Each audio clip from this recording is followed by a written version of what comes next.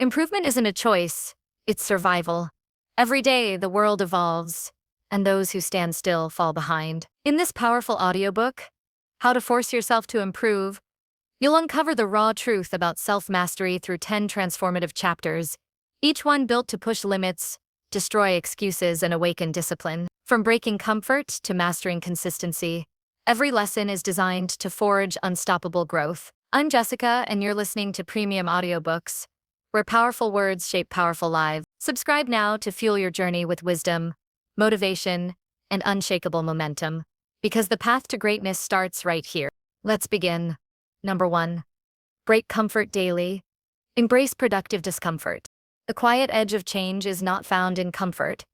It lives where muscles tighten, breath shortens, and the mind protests. Improvement is not a polite invitation. It is a deliberate imposition on the parts of life that prefer ease. The first day that discomfort becomes a chosen companion, something deep and steady begins to shift. The body learns new rhythms. The brain rewires its expectations. The will discovers that it can be stretched and over time strengthened. This chapter focuses on making productive discomfort an everyday practice, how to invite small, manageable hardships into a routine so that growth becomes inevitable rather than optional. The core idea is simple and stubborn. Choose discomfort intentionally, not reckless risk, not drama, not punishment, but calibrated challenges that force adaptation. Start with one clear rule. Do one thing every day that is uncomfortable on purpose. The size of the action matters less than its regularity. A single minute of focused resistance compounds into months and years of change. The mind under comfort is pliant and lazy. The mind under chosen strain becomes precise and resilient. Begin by identifying the soft spots. Look honestly at the edges where avoidance lives. Is it morning lethargy? Excuses against exercise? Fear of starting a difficult conversation? Or the habit of refreshing social feeds when concentration wanes? Pick one of these edges. Make it the target of daily disruption. The disruption should feel awkward the first time, uncomfortable the second time, and gradually less commanding as the nervous system recognizes it as normal. That is the arc: awkward, difficult, habitual. Design the challenge so it hits 3 dimensions: physical, mental, and social. A physical challenge might be a cold shower for 60 seconds, a brisk 10-minute walk before coffee, or a set of bodyweight exercises immediately after waking. A mental challenge could be a 20-minute focused reading session on a difficult topic, writing a hard paragraph before checking messages, or practicing a complex skill with deliberate repetition. A social challenge might be initiating a brief, honest conversation, making a small public commitment, or offering constructive feedback. Rotating through these dimensions prevents numbness and creates a balanced expansion of capability. Make rules that remove debate. The mind will attempt to negotiate. Create a pre-commitment device. Leave the running shoes by the bed.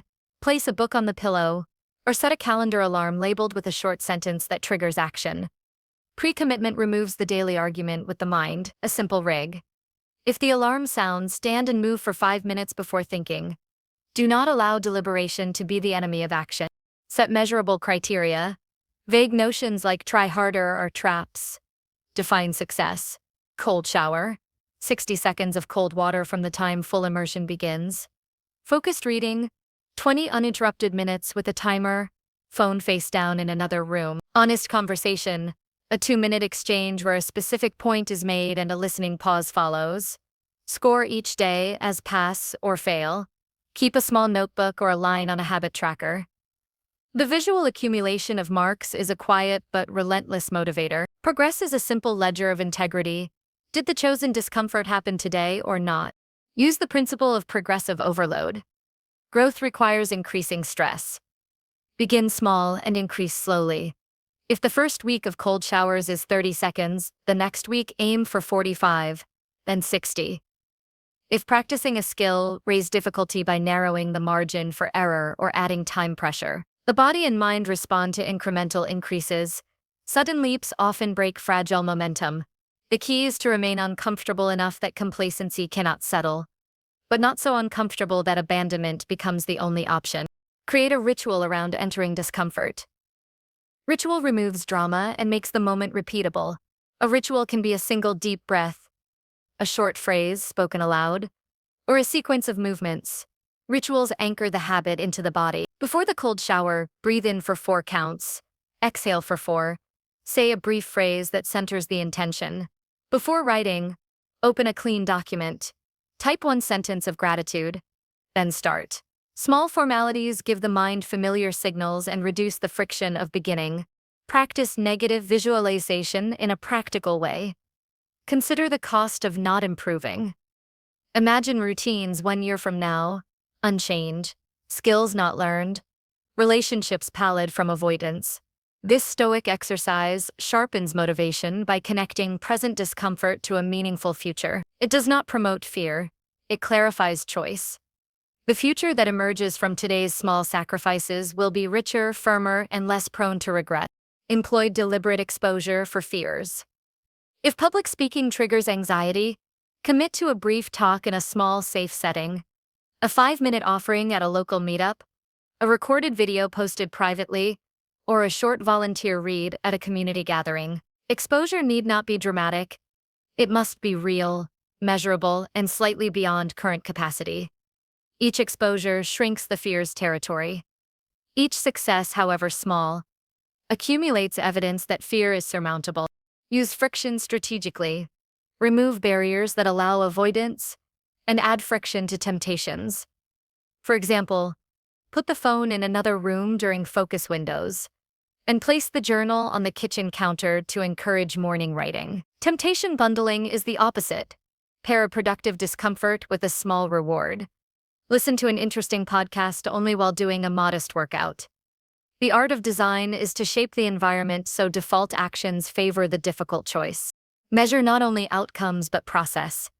Celebrate the act of doing the hard thing, independent of the result. A musician who practices scales imperfectly still acquires discipline and muscle memory.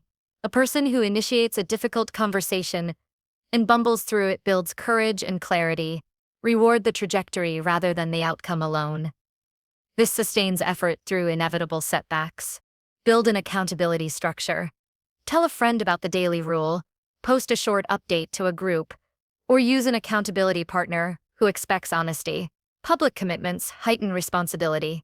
If public commitment is uncomfortable, a private accountability mechanism works. A shared document with a friend, a short message at the end of the day, or a weekly check-in. The small social cost of skipping becomes a useful lever that encourages continuity. Track subjective feedback alongside objective metrics. Record how discomfort feels before and after. Note shifts in energy, clarity, and mood. Sensory details, tightness in the chest, a cool shock on the skin, the slow loosening of tension in the shoulders. Create a map of bodily change. Emotional notes. Surprise at performing better than expected. Quiet pride, irritation that fades are data. Over time, the journal will reveal patterns. Certain challenges energize, others deplete, and some days require gentler choices. Cultivate a stoic frame. Respond rather than react. When discomfort arrives, intentional or accidental, the approach matters. Observe the impulse to flee. Label it and set a small time boundary. Wait 5 deep breaths and then act. The pause creates cognitive space. Use the dichotomy of control. Focus energy on what can be changed right now. Posture, breath, words, rather than on the noise of external judgment. Prepare recovery as part of the plan. Productive discomfort is not relentless punishment. Schedule rest, deliberate recovery, and reset rituals. A hard workout should be followed by stretching, quality sleep, and nourishing food. A difficult conversation should end with a period of reflection and calm. Recovery ensures the practice is sustainable. Growth happens in the push and the integration that follows. Practical weekly blueprint to start. Pick one discomfort for the week: physical, mental, or social. Day 1. Perform a small version of the challenge and write a 1-sentence observation. Day 2. Repeat and add 1 minute or 1 iteration. Day 3. Rotate to a different dimension but keep the original challenge as a short checkpoint. Day 4. Increase again. Day 5. Expose a fear in a minimal way related to the week's theme. Day 6. Consolidate with a longer session. Day 7. Reflect in writing, What changed? What felt resistible? What surprised? Repeat with a slightly higher baseline the following week. Language matters. Replace I have to with I choose to. The phrasing frames the discomfort as agency rather than burden. Use short, present tense phrases as commands to the self. Stand for 1 minute. Write 1 paragraph now. Call and speak honestly. These small, precise instructions engage the mind's action orientation. The first months will include many skip days. The important measure is return, not perfection. Each time the habit is missed, return without moralizing. Note what interfered, adjust the environment, and start the next day. The habit becomes stronger not because slips never happen, but because the system encourages recovery. The true test of discipline is the willingness to begin again. The cost of remaining comfortable is subtle and cumulative. Comfort atrophies skill, dulls sensitivity, and narrows possibility. Productive discomfort expands boundaries, reshapes identity, and produces reliable competence. The discipline of chosen hardship is not heroic suffering for its own sake. It is an investment with predictable returns, increased confidence, sharper judgment, and the quiet knowledge that the future can be met. Begin now with 1 small, precise act that feels slightly beyond ease. Feel the resistance. Breathe into it. Act. Record the fact of action. Repeat tomorrow and the next. Over months, the accumulation will transform the body's baseline and the mind's expectation. The life that follows will be less fragile and more aligned with purpose. The habit of breaking comfort daily is a simple architecture for continuous self-improvement. Build it, maintain it, and watch the small edges of courage widen into a life that tolerates challenge and welcomes growth. Number 2.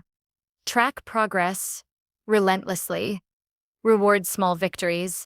Tracking progress relentlessly transforms vague ambition into precise momentum. When improvement is treated like a ledger rather than a hope, decisions become clearer, interruptions matter less, and confidence grows from evidence rather than wishful thinking. The practice of keeping careful score is not about obsession with numbers. It is about building a factual conversation with yourself. Data tells the truth you tend to avoid, where energy leaks, where distractions triumph, and where small wins accumulate into irreversible change. Start by deciding what truly matters. Human energy is limited and scattered. Tracking every possible metric quickly becomes noise. Choose 3 measures that directly reflect the improvement you want. If learning a language, track minutes of active practice, number of new words used in conversation, and 1 real-world application weekly. If improving health, track quality sleep, hours, and consistency. A repeatable workout metric such as total time under tension or distance run, and a simple nutrition fidelity score. Precise choices prevent scattered effort and keep attention anchored. Make measurement effortless. The friction of recording is the single greatest enemy of consistency. Use a simple system that fits the life already being lived. A pocket notebook, a habit tracking app, a spreadsheet with a single column for daily checks. The method matters less than the habit of recording. When the action and the note are separated by a long effort, excuses accumulate. When the record is immediate, a tick mark before moving on, continuity follows. Record both quantity and quality. Raw numbers provide scale, context provides meaning. Mark the number of pages read, then jot 1 sentence on what was learned. Note the minutes of focused work, then write 1 line about the hardest distraction and how it was handled. After a workout, record sets and reps, followed by a short note on how the body felt. These paired data points create a narrative that explains raw metrics and allows better decisions than numbers alone. Adopt a daily closing ritual that includes a quick review. Before sleep, or at the end of the workday, spend 3 minutes scanning the ledger. Mark wins and flag missed intentions. The act of reflection turns mere logging into learning. Patterns become visible. Certain environments produce high-quality output. Specific companions pull attention away. Training sessions on Tuesdays consistently beat those on Fridays. This is not analysis for its own sake. It is targeted intelligence for planning tomorrow's actions. Small victories deserve immediate acknowledgement. Humans respond to reinforcement.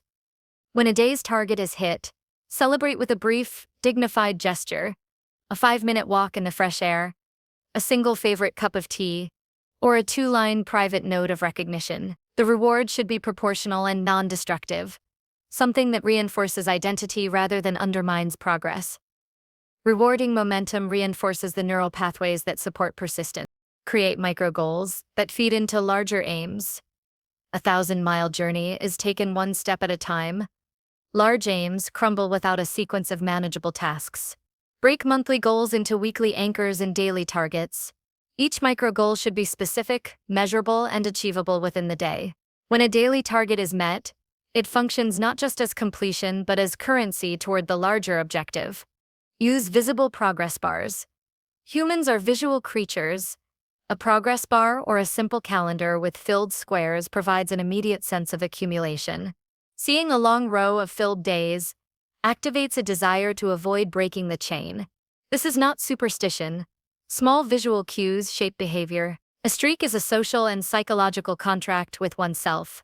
Preserving it becomes an inexpensive but powerful motivation. Make accountability real. Share a weekly summary with someone who will read it. The audience can be a friend, a coach, or a small group pursuing similar aims. Public reporting creates an extra layer of commitment and invites constructive feedback. The summary need not be polished. Honesty is the currency. A short note about what worked, what failed, and one specific request for help is enough to keep the loop active. Measure process over pure outcome when possible. Outcomes are affected by factors outside direct control. Process is inherently manipulable. Track habits, frequency of practice, consistency of sleeping time, number of focused work blocks, rather than the eventual trophy. Process tracking fosters a sense of agency. When outcomes lag, the record of faithful process provides confidence that change will follow, and it helps isolate which inputs need adjustment. Keep a failure log that is constructive rather than shaming. When targets are missed, write what happened without moralizing, what distracted attention, what choice preceded the slip, and what repair action followed. Over time, this log becomes a rich source of prevention strategies. Patterns of failure reveal systemic issues. Perhaps late-night screen time undermines morning focus, or unclear task definitions lead to procrastination. Identifying triggers is the first step toward neutralizing them. Use time block experiments to discover peak performance windows. The ledger should include a simple note on when high-quality work occurred. Some people have their clearest thinking in the first hour after waking. Others find flow late at night. By tracking time of day and performance quality together for weeks, the right schedule emerges. Once discovered, guard those windows fiercely. Treat them as appointments with an important client, yourself. Celebrate cumulative progress weekly. Weekly reviews are the scaffold between daily logs and long-term vision. Each week, calculate totals and reflect on trends. Convert small wins into narrative. What was built this week? What incremental skill improved? The weekly ritual is also the moment to adjust the coming week's micro goals based on what was learned. Translate tracked numbers into intentional changes. Data without action is vanity. If the ledger shows consistent afternoon dips, design experiments, move demanding tasks to morning, adjust lunchtime, or introduce a short walk at 3 p.m. If reading minutes are increasing, but comprehension notes are sparse, introduce active recall. After each chapter, write 3 questions and answer them from memory. Treat the ledger as a lab notebook. Each entry invites a hypothesis and a test. Automate what can be automated. Use timers, calendar blocks, and reminders to reduce cognitive load. If a goal is to practice a skill daily, schedule a recurring event, labeled clearly, and attach a concise checklist to it. Automation preserves willpower for choices that matter. When reminders are functional and unobtrusive, consistency becomes easier. Guard against the tyranny of perfectionism in tracking. Some days the ledger will be thin. The aim is continuity, not completeness. A simple daily tick is better than a perfect, data-rich entry missed altogether. The goal is to build a relationship with truth, not to create an idealized portrait of performance. Make the reward system compound.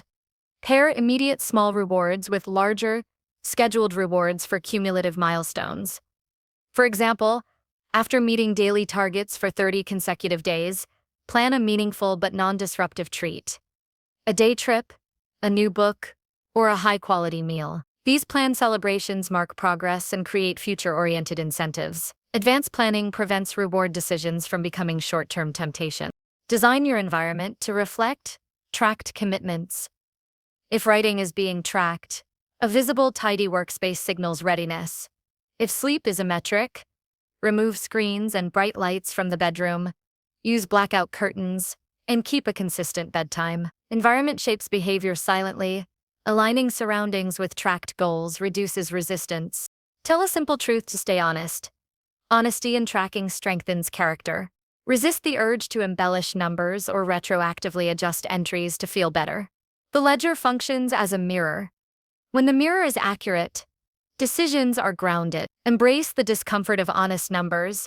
It is the price of real improvement. End each month with a minimalistic reflection. 3 things that grew, 1 habit to cut, and 1 new experiment to try next month. This compact structure focuses attention and prevents overwhelm. It also creates a forward momentum of small, controlled innovations, ensuring the system remains adaptive rather than rigid. Start immediately with a 5-minute setup. Choose the 3 metrics, select a recording method, create the daily closing ritual, and decide on a proportional reward for a single completed day. Action reduces anxiety about starting. The first recorded day is more important than a detailed plan drafted but never used. Tracking relentlessly shifts identity. It moves a person from hoping to doing, from vague desire to calibrated effort. The ledger becomes a map that shows where courage and discipline have been applied. Rewarding small victories reinforces the hidden scaffolding of perseverance. Over months and years, this pattern accumulates into competence and quiet confidence. The practice is not glamorous, but it is reliable. It converts intention into reality through consistent, observable action. Number 3. Build habits. Eliminate optional mental resistance. Habits form the architecture of a life, quietly carrying choices so they no longer demand energy. When the right routines live beneath conscious thought, effort is preserved for decisions that truly matter. The aim here is to construct a system where positive actions occur automatically, and where unnecessary internal debate is removed before it begins. This is not about willpower alone. It is about designing a life where resistance becomes optional and rare, rather than constant and draining.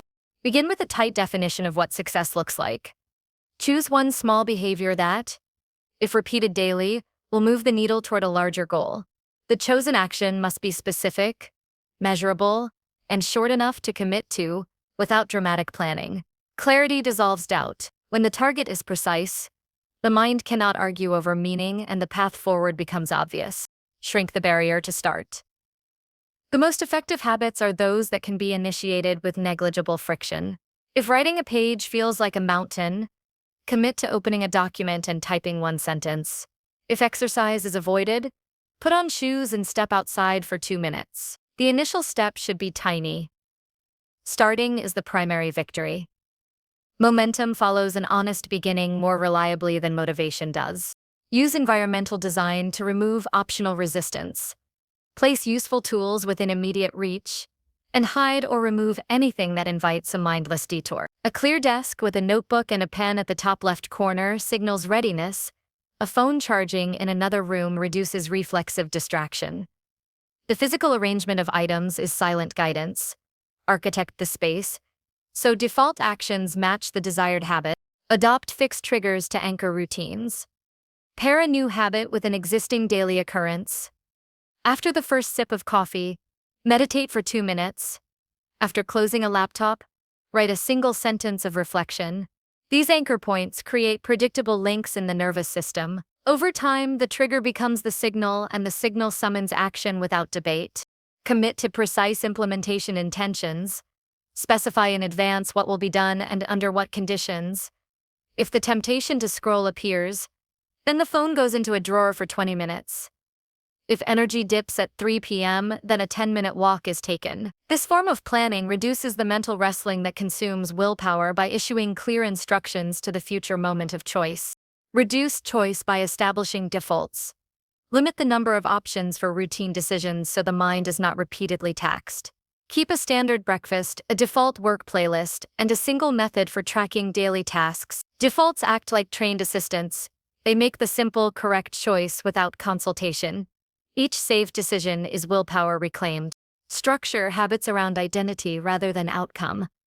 Replace "I want to run 3 times a week" with "I am someone who moves each morning." Identity-focused language changes the internal dialogue and locks behavior to self-image. When actions are aligned with who one intends to be, the mind resists less, and loyalty to the identity becomes a quiet motivator. Stack habits to leverage existing momentum. Pair a new, small behavior with a well-established routine. After brushing teeth, perform 2 minutes of planning. After lunch, tidy the workspace for 1 minute. Habit stacking reduces the cognitive cost of adoption because the new behavior piggybacks on neural pathways that are already strong. Use immediate, non-destructive rewards to cement early repetitions. The human brain responds to timely reinforcement. After completing the habit, allow a brief, wholesome reward, a stretch, a handful of nuts, or a moment of standing in sunlight. The reward should not sabotage long-term goals, but should be pleasant enough to make repetition psychologically satisfying. Make accountability concrete. Tell a specific person about the new habit. Share progress publicly in a small circle, or attach a measurable obligation to a partner. Knowing someone else will notice increases the cost of skipping and raises the social stakes in a productive way. Contractual commitments with time-stamped evidence work best. A daily message or an uploaded file creates a simple, verifiable record. Eliminate optional mental resistance by automating decisions whenever possible. Pre-plan meals, schedule recurring calendar blocks for focused work, and set automatic reminders for morning and evening routines. Automation does not mean rigidness. It means freeing the conscious mind from repetitive negotiation, so it can focus on higher-order tasks. Design simple failure recovery rules. When life interferes and a habit is missed, follow a short, predefined procedure. Acknowledge the miss, record the cause in 1 sentence, and execute a light repair action within 24 hours. A prepared recovery lowers the emotional cost of mistakes and encourages rapid re-entry into the practice. Measure the smallest meaningful unit of success and track it daily. The chosen metric should be easy to record and difficult to fudge. A checkbox, a time log, or a single-line journal entry suffices. The act of marking progress creates a tangible thread of continuity. This visible trail fosters responsibility and supplies raw data for small, frequent adjustments. Practice progressive difficulty to keep the habit evolving. Once a behavior is comfortably integrated, increase its challenge incrementally. Extend a practice session by 2 more minutes, add 1 additional repetition, or narrow the scope of distraction allowed during the block. Small escalations preserve the habit's edge and prevent stagnation without risking abrupt abandonment. Guard the first and last hours of the day. They are the bookends that set tonality. Place the most important high-resistance habit in the hour, when the mind is least depleted. Protect the last hour for restorative activities that replenish focus and resilience. These bookends stabilize the entire day and function as a repeated investment in habit continuity. Use sensory anchors to strengthen memory of the routine. A specific scent, a short melody, or a tactile object kept at the workstation can signal readiness and create a conditioned response. Sensory cues engage ancient learning mechanisms and accelerate the formation of stable routines. Articulate a concise habit statement and repeat it aloud before action begins. A simple sentence such as 5 minutes of focused learning now reduces ambiguity and primes intent. Spoken commitments add a layer of seriousness and help the brain shift from deliberation to execution. Avoid perfectionism in the early phases. The priority is consistency rather than pristine performance. Imperfect repetition builds resilience and allows the habit to survive real life. When execution is messy, preserve the practice and refine technique gradually. Schedule regular reflection sessions to inspect which habits serve and which resist progress. Weekly audits of time spent, energy levels, and emotional weather reveal which routines are sustainable. Replace or redesign habits that create persistent drag. Continuous pruning keeps the system healthy. Layer in occasional friction to temptations. Make the undesired action slightly harder.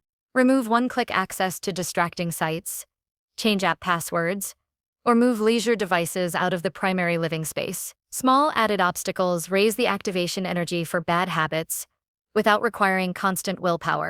Create compact, ritualized starts that signify the transition into a habit. A 3-breath breathing pattern, a single stretch, or flipping a specific notebook open signals the body to prepare. Rituals reduce cognitive hesitation by providing a predictable beginning that the mind learns to respect. Build redundancy into critical habits. If one approach fails due to circumstances, have a backup plan. If outdoor running is impossible, perform a short bodyweight routine indoors. A redundant pathway prevents a missed day from turning into a missed streak. Use temporal landmarks to reset momentum after failure. The start of a week, month, or even a particular day can be treated as a fresh launchpad. Reframing time into discrete starts helps overcome the inertia of accumulated small misses and converts them into data for wiser planning. Adopt a stoic posture toward discomfort. Expect boredom and intermittent resistance, and treat both as signals rather than signs of doom. Harsh self-criticism wastes energy better spent returning to practice. Respond with practical remedies. Adjust the environment, shorten the window, or switch the sensory cue, then resume. And each month, with a minimalist rewrite, keep what is working, remove what is not, and introduce a single new practice to experiment with for 30 days. This iterative approach prevents overcommitment and ensures that growth is deliberate, testable, and adaptable. Begin now with one concrete decision that removes a hurdle. Move the phone from the bedroom, place shoes by the door, or create a one-line checklist for mornings. Act on that decision immediately and record the action. Every small removal of optional resistance compounds into a quieter mind and a life where beneficial behavior flows with less friction. Over time, steady construction replaces heroic effort. Habits transform identity, recover energy, and free attention for meaningful work. The elimination of avoidable internal debate leaves space for purpose and steady progress. Building habits with careful design and removing unnecessary resistance is an unglamorous but unstoppable method. It steadily converts intentions into lived reality. Number 4. Design frictionless systems for consistent growth. Growth is not sustained by bursts of inspiration, but by the quiet efficiency of systems that make progress almost unavoidable. When improvement depends solely on motivation, it collapses the moment energy dips. A frictionless system is the bridge between good intentions and dependable execution. It removes unnecessary steps, simplifies access to what matters, and transforms complexity into predictable flow. The purpose of designing such systems is to ensure that improvement happens even on the days when enthusiasm is low and discipline feels distant. To begin, observe the natural rhythms of life as they are now. Most inefficiency hides in invisible frictions, small delays, cluttered routines, scattered tools, unclear priorities. Before building any new system, map the terrain honestly. Track where time goes, how attention drifts, and what triggers derail progress. A week of silent observation offers data more valuable than assumptions. Patterns appear. Perhaps the morning hours are squandered on reactive messages, or creative energy is consumed by disorganization. These discoveries are the raw material of design. Once the weak points are visible, simplify ruthlessly. The first rule of system design is subtraction. Every redundant decision, every extra step, every vague responsibility adds resistance. If a task requires more than 3 steps, find one to remove or automate. A cluttered desk, a tangled schedule, a bloated to-do list, all serve as subtle forms of friction. Simplicity creates room for focus. The more streamlined the environment, the less mental weight accompanies each action. Automation becomes a quiet ally in frictionless living. Use technology to manage what does not require human thought. Schedule recurring reminders for essentials like bills, workouts, and reviews. Automate digital organization so that files and messages sort themselves by date or topic. Set up calendar rules that block time for deep work automatically rather than waiting for empty hours to appear. Automation does not make life mechanical. It liberates the mind from repetitive maintenance so that energy can be used for growth. Systems must also be physical. The way objects are arranged either supports or hinders action. If the goal is to read more, keep the book in plain sight, on the desk, rather than hidden in a drawer. If cooking healthy meals is the aim, stock the counter with fresh ingredients and store junk food out of view. The physical world constantly speaks to behavior. Design it to whisper the right instruction. A system that makes the desirable action easy and the undesirable one inconvenient becomes self-correcting. Flow thrives in clarity. Every system should have visible cues that remove uncertainty about what to do next. Use checklists that can be completed in seconds. Create visual dashboards, a simple chart or board that shows where projects stand at a glance. Ambiguity slows the mind, clarity accelerates it. When the next step is obvious, hesitation disappears, and consistency becomes natural. Batching similar tasks together eliminates context switching, one of the most costly forms of friction. Instead of responding to emails throughout the day, designate a single 30-minute window. Group errands into one trip rather than several. Combine all administrative work into a short block, freeing the rest of the day for creative or strategic thinking. Each transition between unrelated tasks burns energy. A well-batched schedule concentrates attention and preserves stamina. Establish daily and weekly review rituals that maintain system health. A system without maintenance decays. Spend 10 minutes at the end of each day clearing digital clutter, resetting physical spaces, and listing the 3 most important actions for tomorrow. On a weekly basis, review ongoing projects, prune unnecessary commitments, and adjust the environment. These small routines keep the structure frictionless and responsive rather than rigid and outdated. Design feedback loops that make growth measurable. A good system includes both input and reflection. Track performance metrics relevant to your goals, time spent in focused work, number of learning hours, or completed deliverables. Review these metrics regularly and adjust methods when momentum slows. Feedback turns the system from a static plan into a living organism that learns and evolves. Without feedback, even a clean structure eventually stagnates. Integrate buffers to absorb life's unpredictability. Frictionless systems are not brittle. They are flexible. Build extra time between tasks, maintain a financial cushion, and keep unscheduled hours for recovery. A buffer transforms unexpected disruptions from crises into minor detours. Consistent growth depends on durability as much as efficiency. A system that bends without breaking sustains long-term progress. Consider emotional design as part of structure. Systems are not only mechanical, they must support the human side of persistence. Add small sources of pleasure and satisfaction to routines. A calm workspace with natural light, background music that eases focus, or a short break ritual that restores calm. When the system feels good to operate, it becomes self-reinforcing. Pleasure is a lubricant for consistency. Simplify decision points through pre-commitment. Decide once, execute many times. Choose workout times, meal plans, and reading lists in advance. Lock them into place so that daily decision-making is unnecessary. Pre-commitment closes the door on hesitation, which is a common source of wasted energy. When the choice is predetermined, action becomes default rather than optional. Incorporate friction strategically to guard against harmful habits. Frictionless design is not about making everything easy. Only the right things. For distractions, make access slower. Delete apps from the phone. Use website blockers or create extra steps for activities that derail productivity. The mind follows the path of least resistance. Design that path toward growth, not regression. Consistency thrives on predictability. Establish structured start and end times for important work. A stable rhythm trains the body and brain to prepare automatically. When a time block becomes habitual, entering deep focus no longer demands mental wrestling. Predictable patterns are the invisible rails of long-term performance. Collaborate with others to extend your system's strength. Shared accountability reduces personal friction. A partner, mentor, or small group can provide structure, external review, and encouragement. Collaboration introduces checkpoints that catch slippage early. A frictionless system often includes human elements, trusted relationships that keep motivation alive through collective momentum. Design recovery as part of the system rather than an afterthought. Scheduled pauses prevent burnout. Use micro rests, short breaks after intense concentration, and larger resets like digital sabbaths or solitary walks. Recovery time is not lost time, it is maintenance that sustains speed.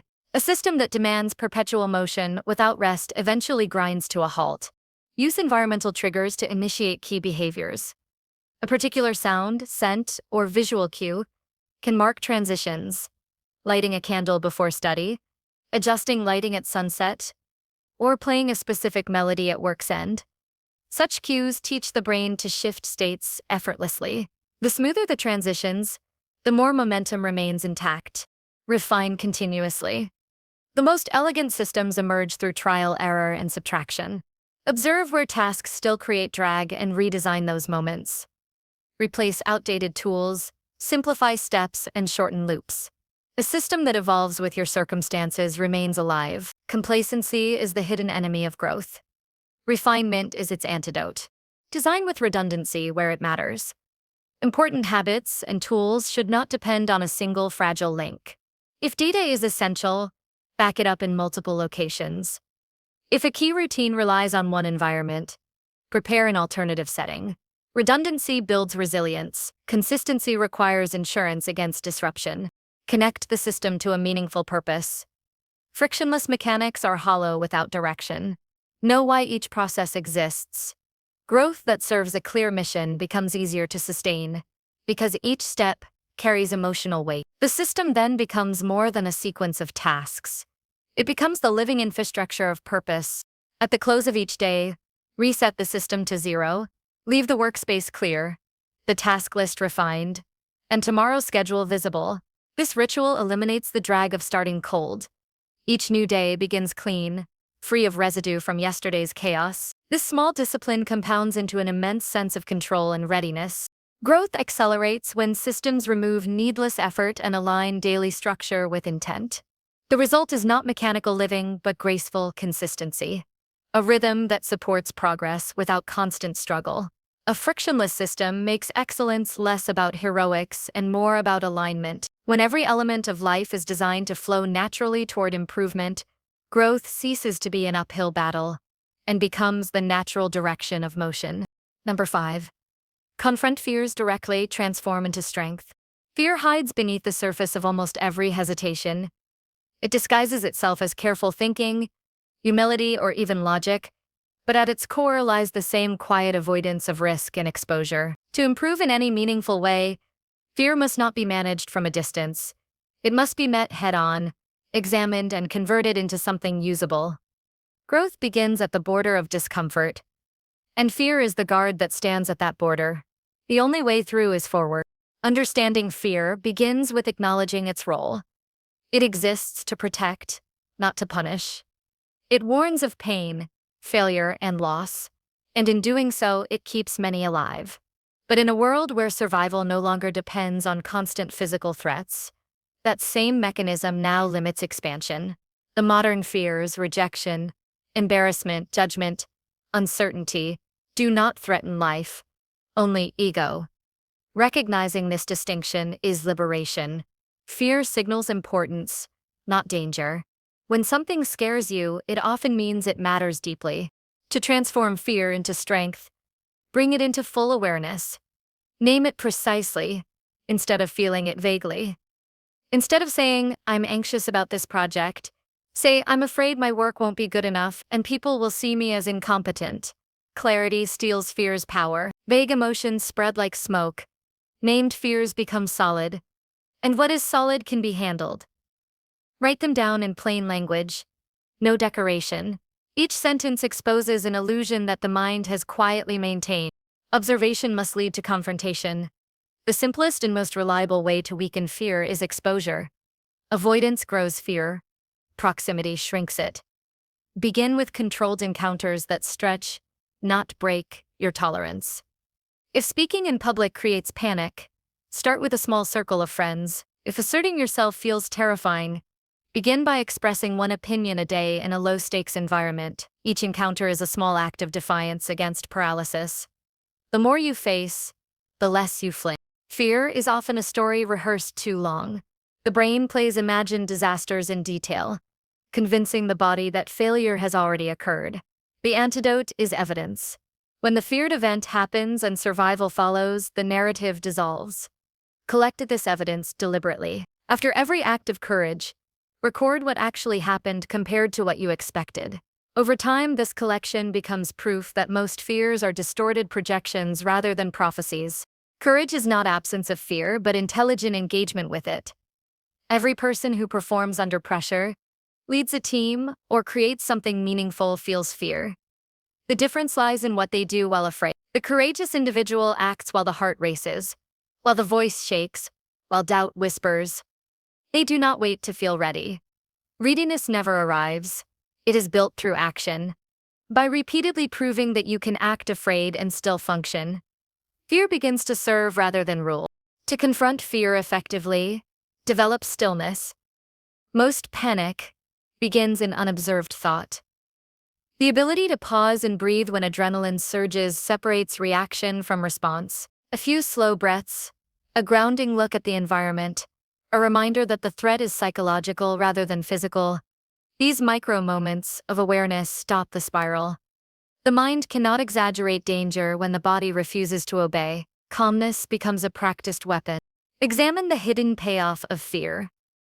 Many people unconsciously maintain fear because it offers safety from responsibility. If fear of failure persists, one never has to fully attempt success. If fear of intimacy dominates, one never risks rejection. Each fear guards a comfort zone that secretly benefits from its presence. Confrontation means losing that false protection.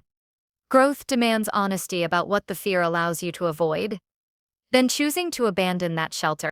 Visualization transforms reaction into preparation. Before stepping into a feared situation, imagine it in vivid detail, including every uncomfortable sensation. Picture the pulse quickening, the sweat forming, the silence that follows a mistake, and see yourself steady within it. The brain, exposed to imagined adversity, learns to respond with less shock in reality. Repeated visualization replaces chaos with familiarity, and familiarity erases much of fear's power. Do not hide from failure. Study it. Every fall contains information. Those who avoid fear by avoiding mistakes lose access to feedback that fuels mastery. The strongest individuals are those who can fail openly, learn quickly, and return without bitterness. Fear of failure dies in the presence of honest analysis.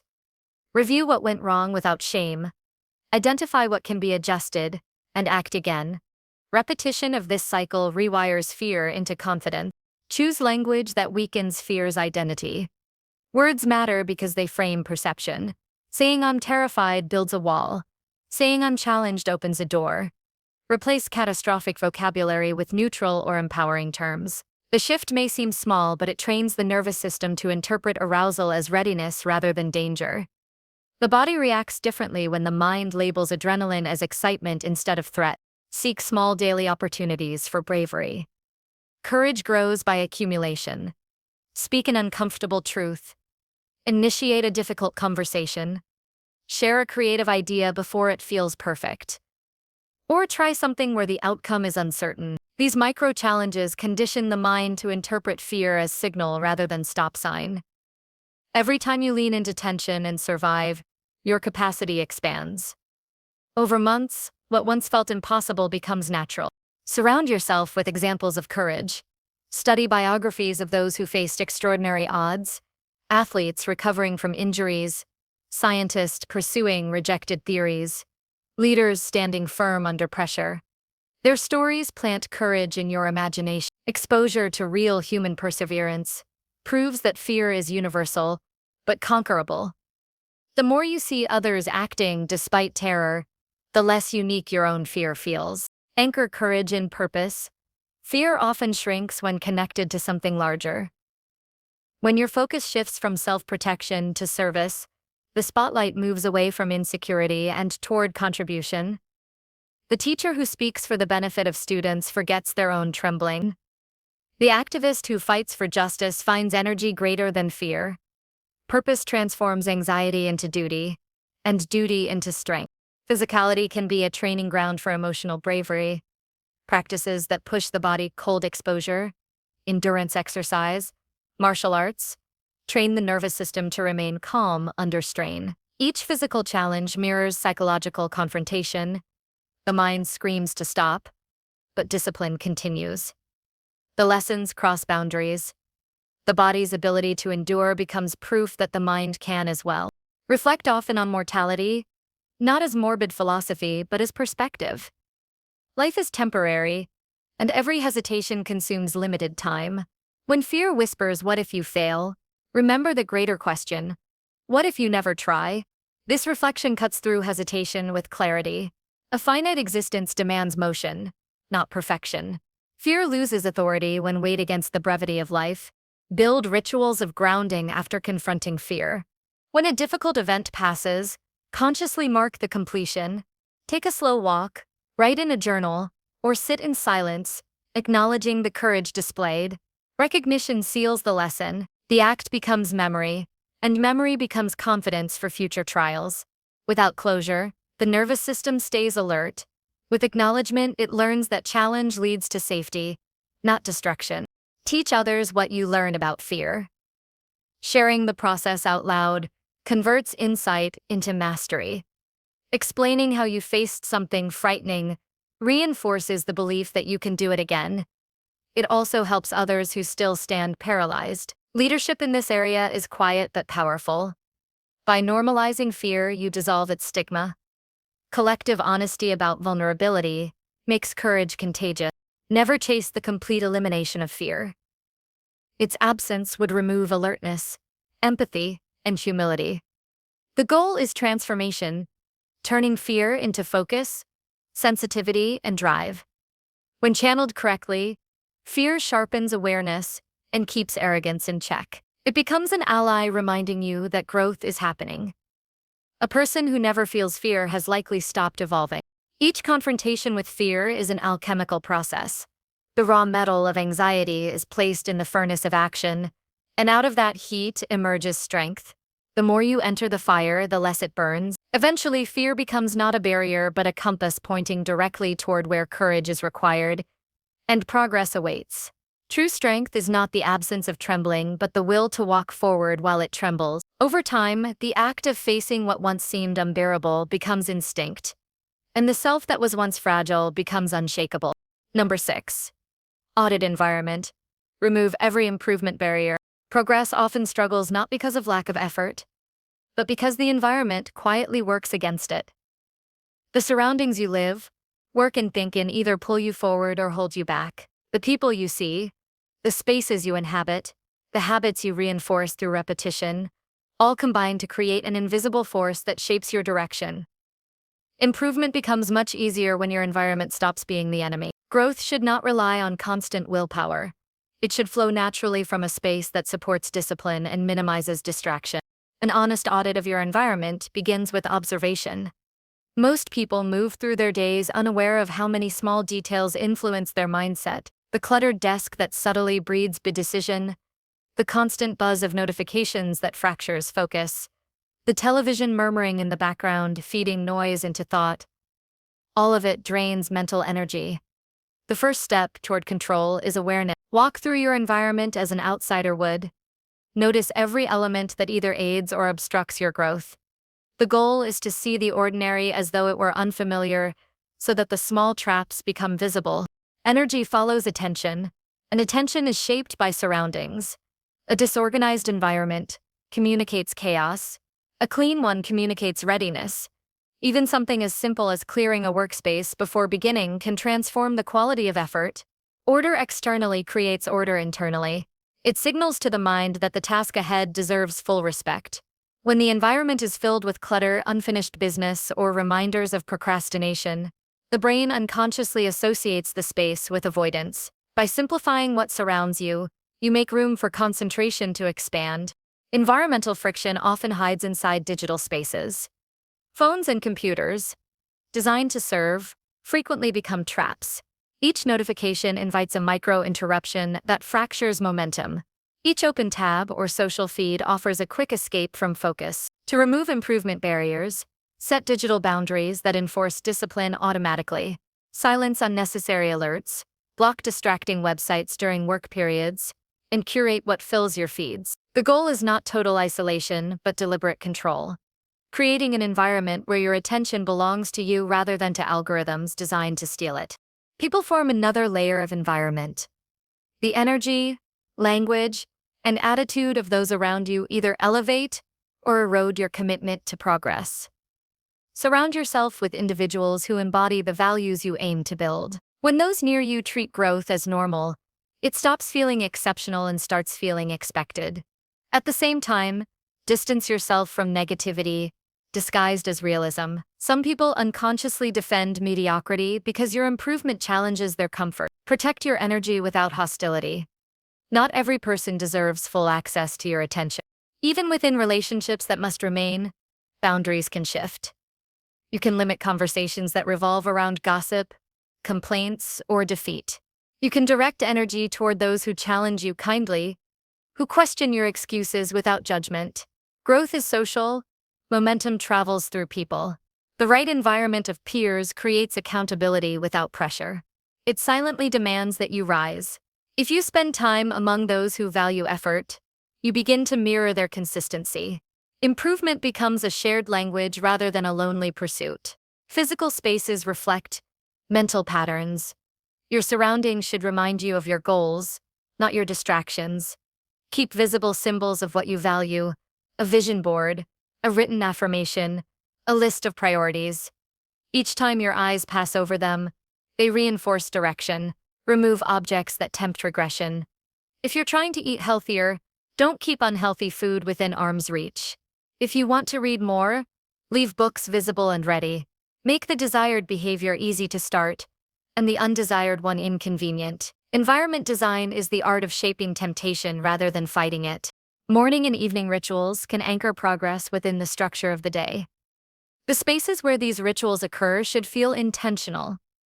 A quiet corner for reflection, a tidy workspace for creative effort, a simple setup for exercise, all reduce resistance. Each area signals to the mind what will happen there, creating smooth transitions between states of action.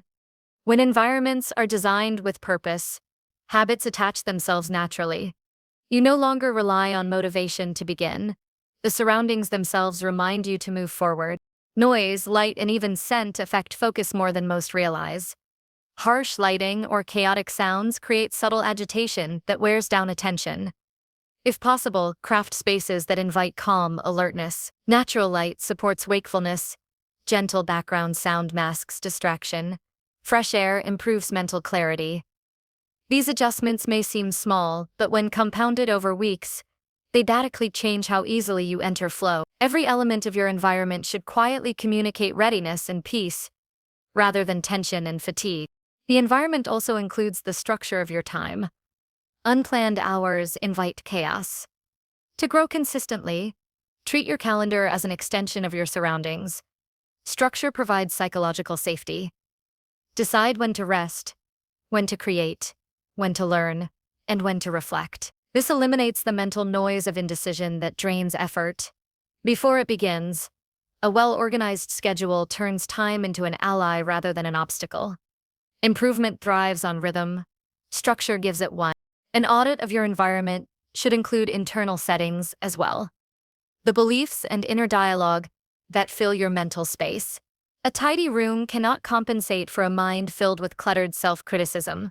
Pay attention to how you speak to yourself throughout the day. Replace automatic doubt with curiosity. When you make a mistake, analyze it instead of judging it. The mind itself is the most powerful environment you live in, and it must be maintained with the same care you give your surroundings. The process of removing barriers is continuous. Each stage of growth brings new forms of friction. The setup that once served you may later hold you back. Periodically reassess. What habits once fueled your productivity but now feel heavy? Which routines have become rigid rather than helpful? Adaptation is part of mastery. Improvement is not about clinging to what once worked, but about constantly refining conditions for what works now. The most effective systems remain fluid, responding to the changing seasons of life. It's important to remember that environmental design is not about perfection. A space does not have to look ideal to be functional. The goal is alignment. Each part of your environment should move in the same direction as your purpose. If something distracts, simplify it. If something inspires, display it. Every choice either adds weight or removes it. The path of growth feels lighter when the surroundings stop pushing against you. Gratitude can also be part of this design. Recognizing what in your environment already supports you increases awareness of resources often taken for granted. The quiet room where you can think, the supportive friend who listens, the access to tools for learning. Acknowledging these strengthens commitment. Gratitude doesn't replace action, but it grounds it. It turns the improvement journey from a chase for more into appreciation for what enables progress right now. When you remove barriers, effort compounds naturally. You begin to notice that tasks, once draining, feel smoother, focus lasts longer, and willpower seems more abundant. It's not that you've become superhuman. It's that you've stopped fighting against resistance built into your surroundings. Energy that once went into battling distraction now goes into creation. Improvement stops being a daily struggle and becomes a natural consequence of thoughtful design. The courage to change environment often requires detachment from the familiar. Many resist change because their surroundings hold emotional memories. Letting go of certain things can feel like erasing part of identity. Yet, to step into the next version of yourself, you must sometimes leave behind spaces built for the old one. Growth demands shedding what no longer fits. When the environment changes, the mind follows.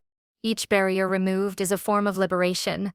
Every distraction reduced, every negative influence distanced, every space refined creates room for clarity. Over time, this clarity accumulates into momentum.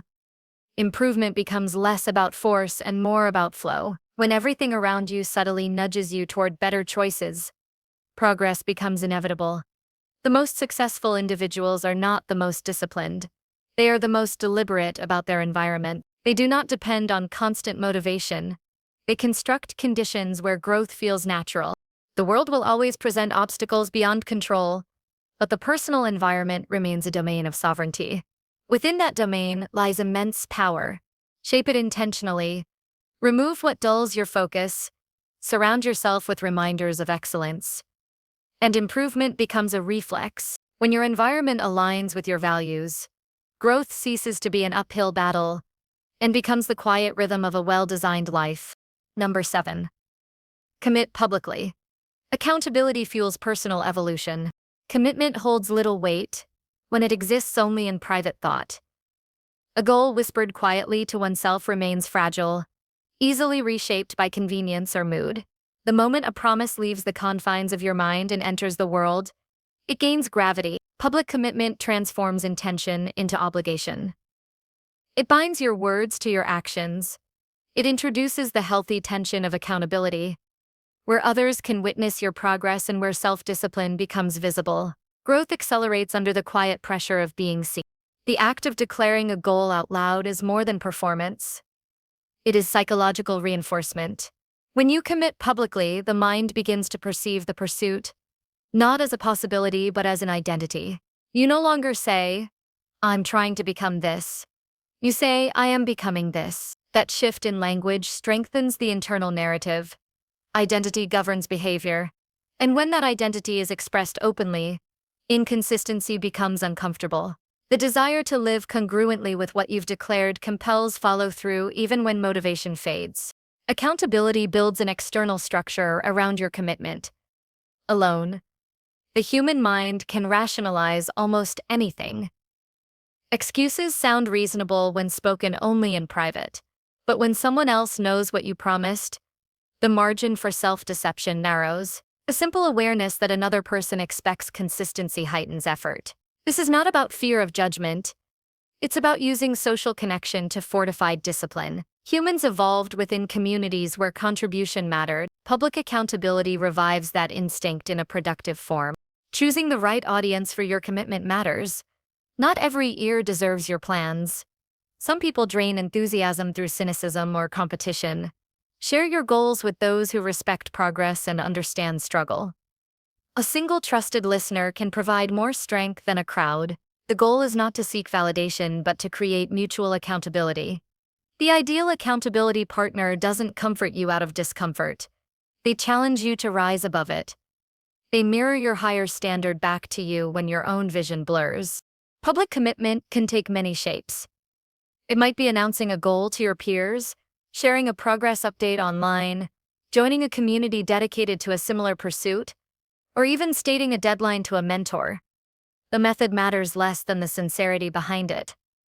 The key is visibility, making your effort observable enough that fittered would cost you integrity. Humans naturally protect reputation. When improvement becomes part of that reputation, consistency follows. The beauty of accountability lies in its dual nature. It both pressures and protects. On difficult days when energy fades, the awareness of being watched can become the extra ounce of strength needed to continue. The thought of explaining why you quit can sting more than the effort itself, pushing you to finish what you began. Yet accountability also offers support. When you stumble, those who know your mission can remind you of your capacity. You are never entirely alone in the pursuit of progress. To use accountability effectively, define measurable standards. Ambiguous goals leave too much room for interpretation. Instead of saying, "I'll be more productive," say, "I'll write 500 words every morning before checking my phone." Quantifiable actions make accountability objective. When progress can be seen, it can be tracked, and what can be tracked can be improved. The clearer your expectations, the stronger your commitment becomes under observation. Public promises should always match realistic capacity. Overpromising invites eventual retreat and erodes credibility. Commit to what challenges you without crushing you. The goal of accountability is not to impress others. It's to maintain momentum through transparency. When you deliver on modest promises repeatedly, your confidence grows naturally. Over time, that consistency allows you to take on larger challenges without the weight of constant anxiety. Sustainable growth beats dramatic declarations, followed by collapse. Self-respect deepens through follow-through. Every time you keep a public promise, you reinforce trust in yourself. That trust becomes a renewable source of confidence, which is far more stable than momentary motivation. The person who knows they can rely on their own word moves differently through the world. They carry an unspoken authority that others can feel. When your actions match your declarations, the mind aligns with the strength of truth. There will be times when public commitment feels like a burden. The weight of expectation can create fatigue, especially when progress slows or obstacles multiply. In those moments, accountability should not be seen as punishment, but as protection. The pressure exists to prevent the easy escape of quitting. It ensures that temporary emotion does not sabotage long-term purpose. The discomfort is a sign that your standards have taken root outside of impulse. The fear of public failure is often what prevents people from committing openly. Yet this same fear can become fuel. When used properly, it forces preparation and precision. It encourages humility and diligence. Those who hide their goals to avoid embarrassment also hide from the chance of triumph. Public accountability transforms fear of failure into fear of dishonor, an emotional shift that strengthens resolve. Failing honestly while trying remains noble. Failing secretly through avoidance breeds regret. Communities built around accountability often outperform solitary effort because they generate collective energy. A shared pursuit multiplies commitment. When one person advances, others are reminded that progress is possible. When one struggles, the group offers stability. This dynamic eliminates the illusion of isolation. Improvement no longer feels like an uphill battle alone, but like synchronized motion within a team. The shared rhythm of accountability propels everyone forward. Still, accountability must remain anchored in authenticity. It is easy to turn public commitment into performance, crafting an image of progress without substance. This is the trap of appearance-based accountability, where validation replaces transformation. The true purpose of declaring a goal is not to impress but to evolve. Integrity must guide every update, every report, every confession of difficulty. When honesty stays central, accountability remains empowering instead of performative. Technology has made public commitment easier than ever, but also more dangerous. Announcing goals online can amplify motivation, but can also trigger premature satisfaction. The brain sometimes interprets social recognition as achievement, reducing the drive to act. To prevent this, announce only when you are ready to deliver measurable results. Share your commitment for accountability, not applause. The satisfaction should come from progress, not from likes or approval. There is deep humility in admitting where you are and what you intend to become. That transparency invites connection rather than judgment. People are inspired not by perfection, but by courage. When you declare a goal openly, you silently give permission for others to do the same. Accountability creates ripples of transformation beyond the self. Your visible commitment becomes proof that growth is possible, and in showing up consistently, you help others confront their own potential. Over time, accountability transforms identity. You become someone who keeps promises not just to others but to yourself. This consistency radiates into every area of life: relationships, work, health, creativity. When accountability becomes habit, it no longer feels like pressure. It feels like alignment. The internal and external versions of you move in harmony. Public commitment no longer requires effort because integrity has become instinct. Even solitude contains accountability when self-awareness matures. The highest form of discipline emerges when the presence of others is no longer required to maintain standards. Public commitment trains this ability. It teaches you to respect your word, then to uphold it quietly when no one is watching. The external accountability becomes internalized until it manifests as unshakable character. You no longer need witnesses. The standard lives within. Every significant transformation begins with a promise, and every fulfilled promise reshapes identity. Public commitment sharpens that process by turning invisible intentions into visible realities. It reminds you that words matter, that consistency builds credibility, and that personal evolution is not meant to happen in silence. Accountability converts pressure into fuel, and that fuel powers the steady rise toward mastery. In the end, growth thrives not in secrecy but in the courage to be seen becoming better.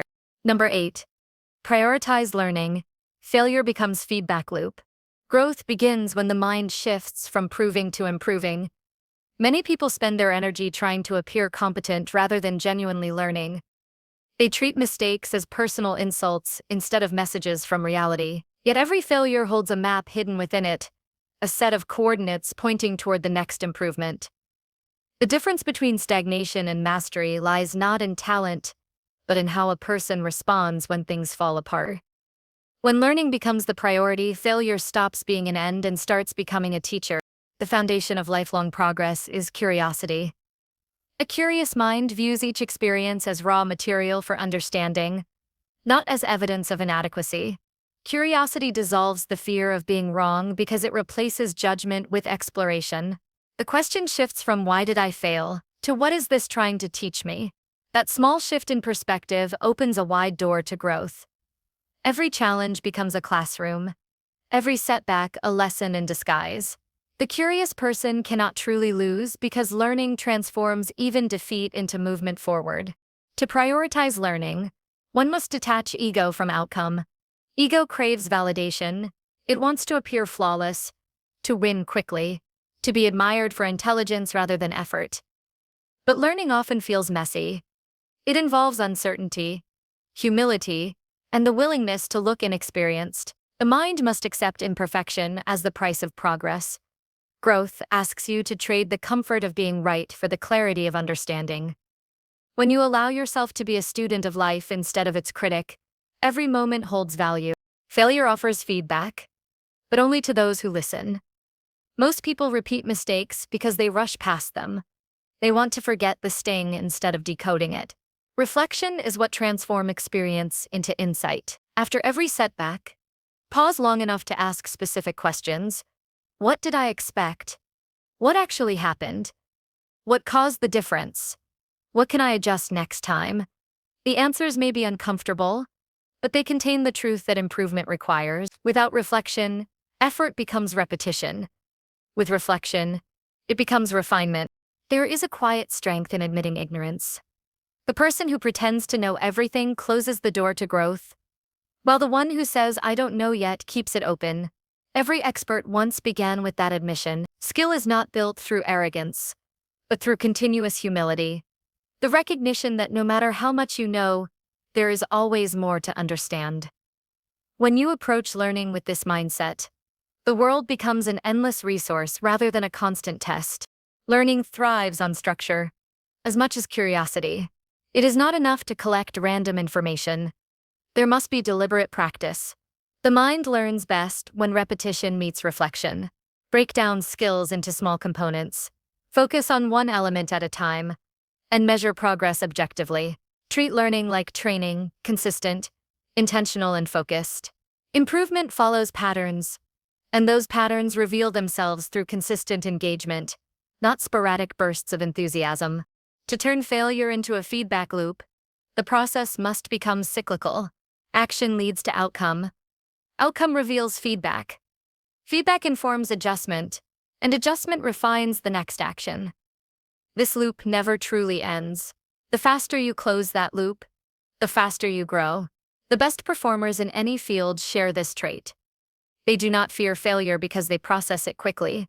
They observe, adapt, and act again without emotional paralysis. The goal is not to avoid mistakes, but to shorten the distance between them and the lessons they bring. Emotion often interferes with learning. Shame, frustration, and disappointment can cloud observation. To truly extract wisdom from failure, you must remove emotion from analysis.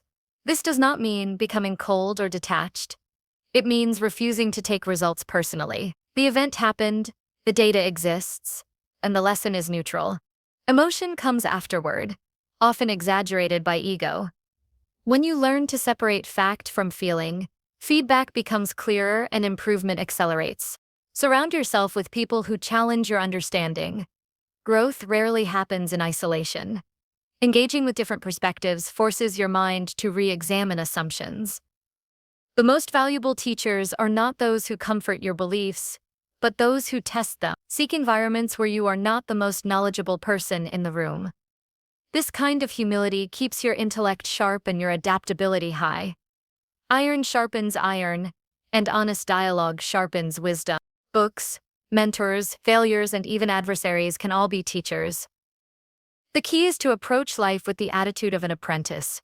Instead of labeling experiences as good or bad, label them as instructive. The difficult colleague teaches patience. The failed project teaches preparation. The rejection teaches resilience. When you interpret life this way, frustration transforms into gratitude. You begin to see that every event is part of the curriculum of mastery. The universe keeps sending lessons until they are learned. The mind must also be trained to retain what it learns. Without integration, lessons fade into memory without influence. Writing, teaching, or practicing what you've learned cements it into skill. Articulating insights forces clarity. When you can explain a concept simply, you truly understand it. Each time you share what you've learned, you strengthen both your knowledge and your discipline. Learning expands through contribution. Wisdom deepens through expression. Fear of failure often hides the deeper fear of judgment. People hesitate to try new things because they equate mistakes with embarrassment. Yet the greatest breakthroughs in history came from those willing to look foolish temporarily. The scientist who tests a radical idea, the artist who experiments with a new style, the entrepreneur who launches a risky project, all face potential failure. Their courage comes from understanding that every error brings data. When failure becomes feedback, fear loses its grip. The pursuit of perfection transforms into the pursuit of understanding. Learning also demands patience. Modern culture glorifies speed, but mastery grows slowly. Knowledge compounds like interest. The more you invest, the greater the return. Consistency outperforms intensity. Studying a little every day builds more depth than cramming occasionally. The same applies to personal development. Small lessons absorbed daily accumulate into wisdom that cannot be rushed. The mind requires time to connect patterns, and patience allows insight to mature naturally. Technology offers endless access to information, but also endless distraction. True learning requires focus. It's easy to collect quotes, watch tutorials, or read summaries without applying anything. Information without application is illusion. To learn effectively, use what you gather. Try it, test it, evaluate it. Knowledge must touch reality to become useful. The gap between knowing and doing is where most potential is lost. The learner who applies even 10% of what they study surpasses the one who consumes endlessly, but never acts. Failure also teaches emotional endurance. Every setback strengthens the ability to remain calm under pressure. When you stop viewing mistakes as catastrophes, resilience grows. You realize that nothing truly ends with failure. It simply redirects effort. The ability to remain composed during difficulty is itself a learned skill, and failure is the best teacher of it. Through repeated exposure, discomfort becomes familiar and fear loses its sharpness. Each recovery builds quiet confidence that the next fall will not break you. Those who prioritize learning see success differently. They do not measure progress by perfection, but by depth of understanding. They care less about how fast they reach goals and more about what they become through the process. Success to them is competence earned through effort, wisdom extracted from error, and calmness born from perspective. This mindset frees them from comparison. They no longer compete against others. They compete against yesterday's version of themselves. In time, learning itself becomes joy. Curiosity replaces anxiety. Experimentation replaces hesitation, and growth replaces stagnation. Each failure feels less like defeat and more like discovery. Life becomes a continuous conversation between effort and feedback, between trying and adjusting. The learner moves through the world with calm awareness, knowing that no experience is wasted. Every mistake holds information, every challenge contains potential, and every ending hides a beginning. The transformation is subtle but profound. When learning becomes your highest priority, you become unbreakable. Circumstances lose their ability to define you because every outcome, good or bad, feeds your evolution. Failure no longer threatens identity. It refines it. You become adaptable, resilient, and quietly powerful. Each lesson builds upon the last, and eventually the distinction between failure and success disappears entirely. There remains only growth, steady, patient, and unstoppable. Number 9. Visualize excellence. Act before motivation arrives. Excellence is not an accident. It is the result of deliberate imagination, followed by relentless execution. Before any great achievement is built in the physical world, it exists vividly in the mind of its creator. The mind is the first workshop where all transformation begins. To visualize excellence is to see clearly what you are striving for long before anyone else can see it. The problem for most people is not a lack of potential, but a lack of mental clarity. They move through life reacting instead of creating, waiting for inspiration instead of constructing vision. Yet motivation does not arrive first. Action does. The body must move before the mind catches fire. The discipline to act without emotional permission is what separates dreamers from doers. Visualization is not fantasy. It is mental rehearsal. It is a process of training the mind to believe that excellence is possible and familiar. When the brain vividly imagines success, it begins to form the same neural patterns as if the event had already happened. The body learns before the experience occurs. Athletes use this principle constantly. They see the movement in their head until their body executes it naturally.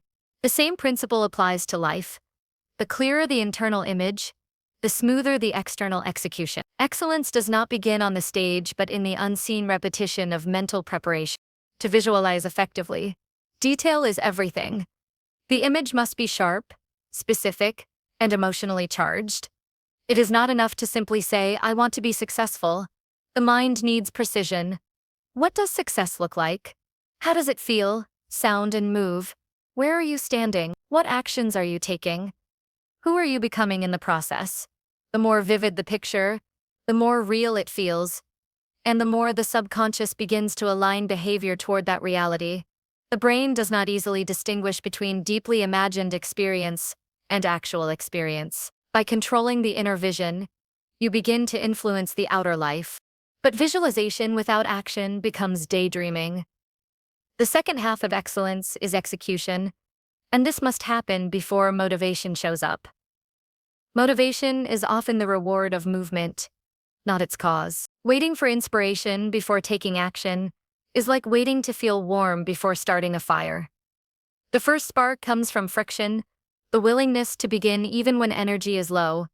Once action starts, momentum follows, and with momentum comes emotion. The key is to reverse the common order. Act first, feel later. The discipline to act without waiting for motivation is the foundation of mastery. Great performers do not rely on mood, they rely on systems. They understand that consistency produces progress, and progress generates its own motivation. Every time you act despite resistance, you prove to yourself that willpower outweighs comfort. Each small action becomes a signal to your subconscious. This is who I am. This is what I do. Over time, these repeated signals build identity, and identity sustains effort long after inspiration fades. Visualization helps sustain that effort because it gives purpose to the pain. When the mind sees clearly where it's going, the body tolerates difficulty more easily. A person with vision can endure repetition, setbacks, and fatigue because they know what all of it serves. The struggle stops feeling random and starts feeling meaningful. The runner who visualizes crossing the finish line keeps moving even when lungs burn. The student who envisions mastery keeps studying when the material feels endless. Vision provides emotional fuel that discipline alone sometimes cannot. To master this mental tool, combine visualization with immediate physical action. After forming a clear image of your goal, take one concrete step toward it within minutes. This teaches the brain that thought and movement are inseparable. The longer the gap between imagination and execution, the weaker the impact. If you imagine writing a book, write a paragraph today. If you imagine transforming your body, do the first workout now. Each small act reinforces belief through evidence. Belief without proof fades. Belief with proof compounds. Excellence also requires a long-term mental film, not a single snapshot. Visualize the entire journey, not just the destination. See yourself practicing, failing, learning, adjusting, and rising again. This builds resilience because it prepares the mind for obstacles. Many people quit when difficulty appears because they never imagined it as part of the process. True visualization includes setbacks. It does not romanticize success, but rehearses endurance. When the real challenges arrive, they no longer surprise you. You've already lived through them in the mind and survived. Motivation is fragile, but clarity is strong. When clarity leads and discipline follows, motivation becomes a side effect. The mind anchored in vision does not need emotional permission to move forward. It simply continues because it knows what must be done. Each day becomes another frame in the film of excellence you are directing. You begin to act, not from impulse but from intention. This is what gives certain individuals an aura of calm certainty. They are no longer controlled by moods, but guided by vision. To sustain visualization, the environment must reflect your goals. Surround yourself with reminders of the standard you are pursuing.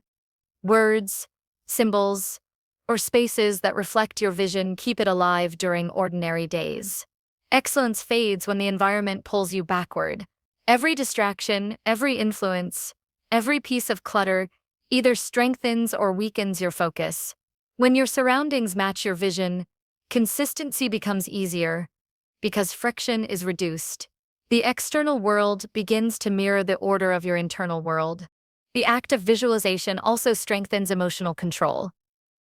When you train your mind to focus on desired outcomes, you naturally learn to redirect attention from distractions and negativity. This builds concentration, one of the most valuable assets in any pursuit. The ability to hold a clear picture despite chaos builds composure. Over time, you begin to see obstacles not as interruptions, but as temporary shadows in the path toward a larger light. Visualization keeps you anchored to that light. Acting before motivation arrives teaches self-reliance. It removes the illusion that you need to feel ready. Readiness is not an emotion, it's a decision. Those who wait for confidence before acting never move, because confidence grows from experience, not anticipation. Courage is acting in uncertainty, trusting that strength will develop through movement. Every time you push forward before feeling prepared, you train your mind to associate discomfort with progress. Eventually, the unfamiliar becomes your natural state, and growth becomes instinctive. Excellence also demands emotional endurance through monotony. The pursuit of mastery often feels repetitive and unrewarding in the short term. This utilization helps sustain patience through these silent periods. By continuously imagining the larger purpose, you infuse meaning into the smallest tasks: the painter mixing colors, the musician practicing scales, the worker refining a process. All are performing unseen acts of excellence. The vision transforms these mundane actions into steps toward greatness. Without that image, discipline can decay into frustration. With it, every motion becomes a contribution to a larger creation. There will be days when the image blurs, when fatigue dulls imagination, and when doubt tries to erase belief. In those moments, action is the medicine. Even a small step reactivates clarity. The habit of moving despite uncertainty reignites the mental picture. Momentum has a psychological effect. It reminds you of progress already made and restores faith in the process. Motivation will follow, as it always does, chasing the trail of consistent effort. Visualization and action together form a cycle of excellence. The mind imagines, the body acts, the result provides evidence, and that evidence strengthens belief. Each loop tightens confidence and accelerates growth. The more you repeat it, the less you depend on emotional highs. You stop waiting for the right mood or the right moment. You simply move, adjust, and refine, trusting that motivation will find you already in motion. Over time, this practice creates an unshakable mindset. You begin to live from a place of inner certainty rather than external encouragement. You act not because you feel inspired, but because the image of who you are becoming demands it. The future version of yourself calls you forward daily. Each time you act, you align with that vision until it becomes reality. Excellence stops being an aspiration and becomes identity. In the end, visualization is a tool of self-command. It teaches the mind to see possibility and the body to follow through. Acting before motivation arrives is an act of defiance against inertia. Together, they forge a character that no longer waits for ideal conditions to begin. Excellence belongs to those who imagine clearly, move decisively, and persist relentlessly. The world rewards the ones who create momentum out of nothing, who light the fire before warmth appears, and who understand that greatness begins not with feeling, but with movement. Number 10. Discipline actions. Emotion follows consistent effort. Discipline is the bridge between intention and transformation. It is the invisible structure that turns fleeting desire into lasting achievement. Many people wait for emotion to lead them, believing that motivation or inspiration must appear before they can act. But emotion is unreliable. It rises and falls with circumstance. True progress begins only when you reverse the order. Act first, and let emotion follow. Consistent effort generates the very feeling that most people spend their lives waiting for. Discipline is not about suppression. It is about alignment, choosing to move in the direction of your values regardless of mood. The mind often mistakes comfort for happiness. It whispers that ease is fulfillment, when in truth, fulfillment is found in the steady act of becoming stronger. Discipline requires seeing beyond the present feeling into the long-term consequence of inaction. Skipping a workout may bring temporary relief, but long-term regret. Delaying a difficult task may protect pride, but erode potential. Every undisciplined choice trades future peace for momentary comfort. Every disciplined act does the opposite. It sacrifices the easy now for the meaningful later. That trade, made consistently, reshapes character. Emotions are powerful, but they are also followers. They take cues from behavior. When you act in alignment with your goals, even without enthusiasm, your brain begins to release the same chemicals associated with satisfaction and purpose. This is the secret rhythm of human psychology. Action first, feeling second. Waiting to feel ready is the slowest path to readiness. Doing the work creates the emotional state you crave. The runner feels motivated after the run, not before it. The writer feels inspired after writing, not while staring at the page. The student feels focused after studying, not while avoiding the first chapter. Consistent effort creates emotional clarity. To practice discipline daily, simplicity is key. Complexity breeds hesitation.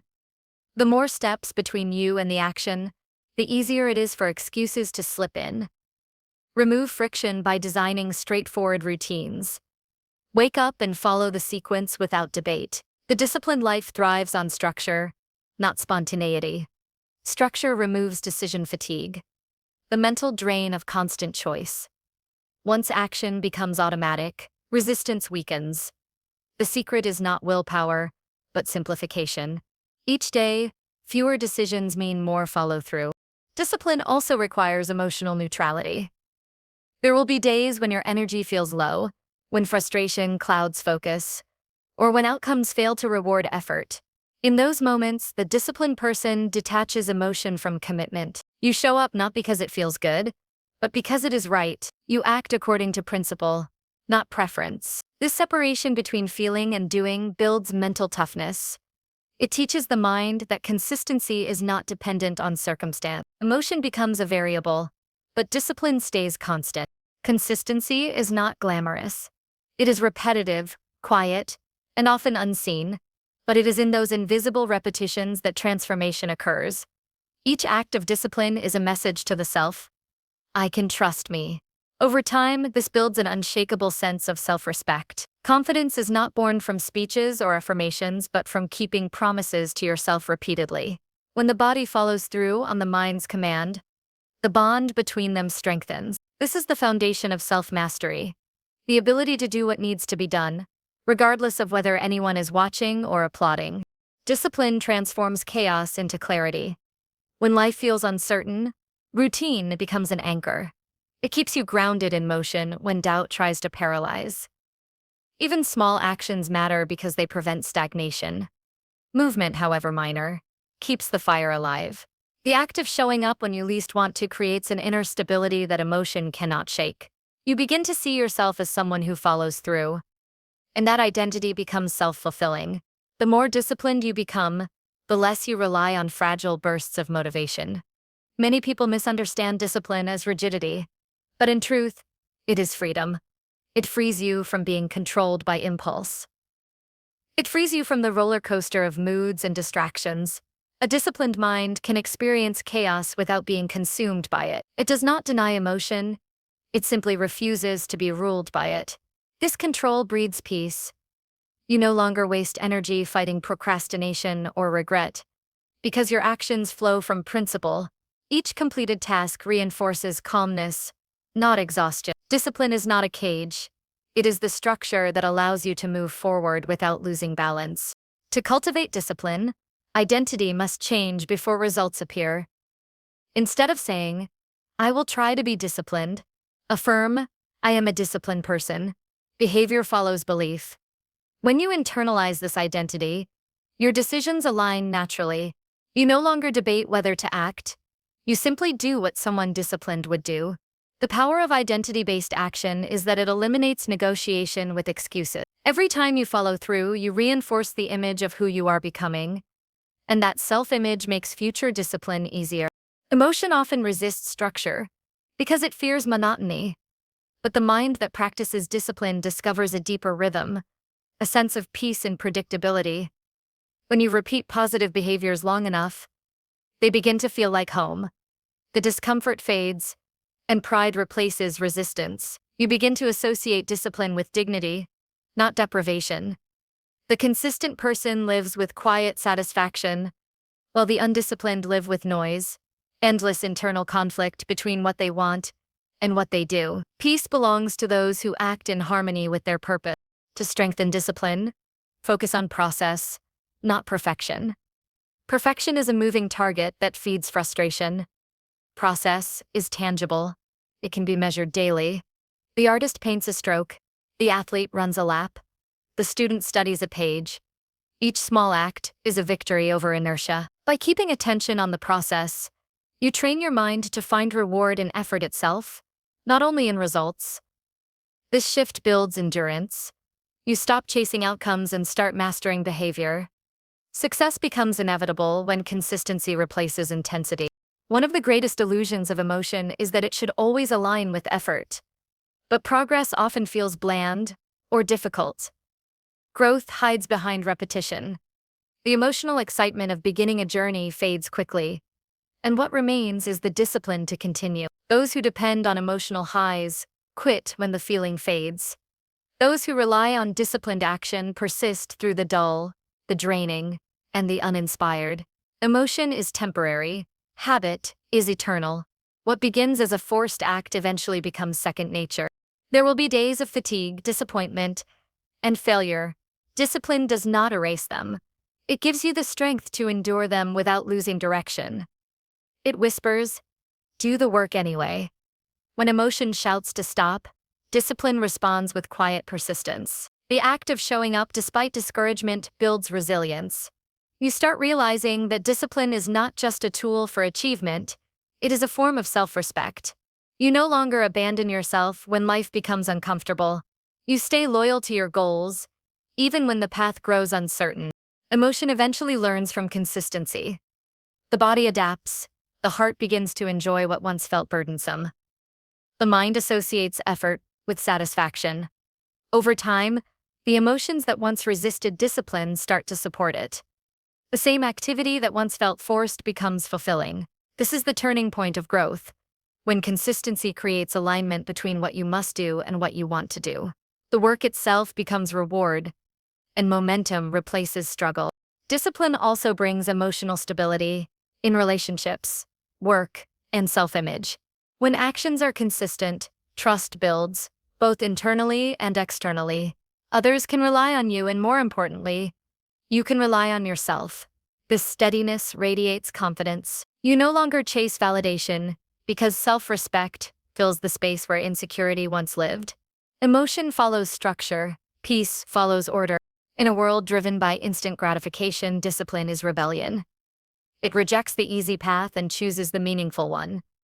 Every day you practice consistency, you separate yourself from the crowd that waits for feelings to dictate effort. Discipline is rare because it requires maturity, the understanding that emotions are weather, not compass. The disciplined person sails through storms while others wait for calm seas. Eventually, the pattern becomes effortless. The repetition that once demanded willpower becomes rhythm. You stop questioning your ability because proof has accumulated. Every day of effort adds another layer of strength, another line in the story of perseverance. Emotion now follows automatically. The joy of effort itself becomes intrinsic. This is the ultimate freedom, when your work, mood, and purpose move as one. Discipline transforms you from a prisoner of feeling into the architect of destiny. It turns fleeting energy into enduring power. When you choose to act regardless of emotion, you become unstoppable, not because life becomes easier, but because you become stronger. Emotion will always fluctuate, but effort can remain constant. In the end, discipline is not punishment. It is self-love expressed through consistency. The person who masters discipline does not chase motivation. They embody movement, and through that steady motion, emotion learns to follow. Peace takes root, and greatness becomes inevitable.